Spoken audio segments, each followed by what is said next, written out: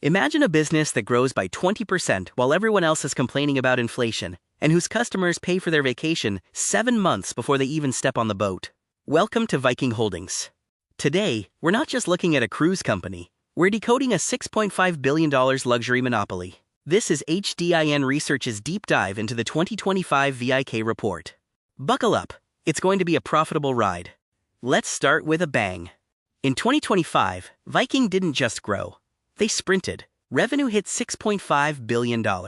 That's enough money to buy every single person in a mid-sized city a brand new Rolex. But here's the kicker. Their occupancy rate was 95.4%. To put that in perspective, your local Starbucks probably has more empty chairs on a Tuesday than a Viking ship has empty beds in the middle of a literal ocean. That is Viking power. Now let's talk about making bank. Look at the industry average margin. It's about 35%.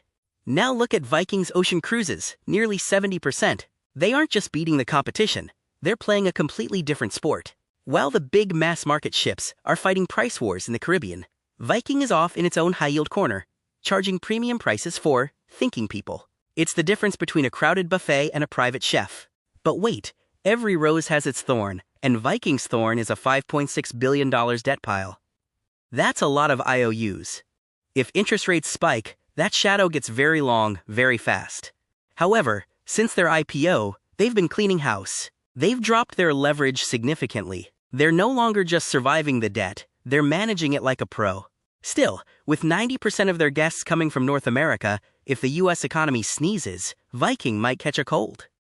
Here's the magic trick I promised. See that $4.6 billion?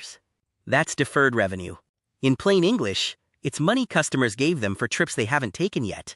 Viking is essentially running a $4.6 billion bank that pays 0% interest to its depositors. They use your vacation money to build their next ship. It's a brilliant, self-funding flywheel that makes their cash flow look like a beautiful mountain range.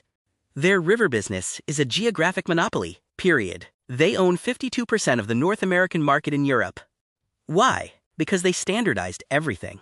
Their longships are like the iPhones of the river, identical, efficient, and everyone wants one.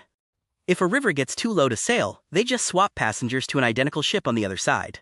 No drama, no cancellations, just pure efficiency. While the river is the cash cow, the ocean is the growth rocket. They aren't building those floating cities with 5,000 people. They build small, sleek ships for 930 guests. Why? Because these ships can dock in places like downtown Paris or Venice, where the mega monsters aren't allowed. It's luxury travel with a backstage pass vibe, and it's why their margins are so high. For my fellow nerds, 45.8% return on invested capital. That is insane. In most industries, 15% is a win. 45% is like turning lead into gold. Their secret? Their ships are young. Average age is just 8 years, and they pay for themselves in just 5 to 6 years. Most cruise ships take a decade or more. Viking is simply faster at getting their lunch money back. Business is often about location, location, location. Viking owns the rights to 83 prime berths in Europe. In Paris, they dock so close to the Eiffel Tower, you could practically order a croissant from your balcony. You can't just buy these spots anymore. They are gone. This physical moat is what keeps competitors at bay, while Viking collects the checks. How do they fill these ships without paying massive fees to travel agents? Data. They have a database of 57 million North American households. They know who you are, what you like, and when you're likely to book. Over 50% of their sales are direct. They've spent 25 years and $3.6 billion building this marketing brain. It's an invisible wall that's impossible to climb. No kids. No casinos. Just 95.4% occupancy. By removing the fluff, they save space for more cabins. And their service? They answer 80% of calls in 10 seconds. In a world where you usually wait on hold for an hour to talk to a robot, Viking treats you like royalty before you even give them a dime. That's how you build a premium brand. Now, let's get real. The world is messy. Viking has ships stuck in Russia and routes diverted because of conflict in the Red Sea. They've realized that geopolitical risk isn't a one-time event, it's a permanent guest at the table. They've learned to price this instability into their tickets, but it's the one thing even their marketing brain can't fully control. If you're wondering if 2026 will be good, it's already mostly over. 86% of their capacity for next year is already sold. And they sold it for more money than last year. They have $5.9 billion in advance bookings. They've basically already finished their homework for next year, while everyone else is still looking for a pencil. The plan? Growth, lots of it. They have 103 ships now, but they've already ordered enough to reach over 150 by 2031.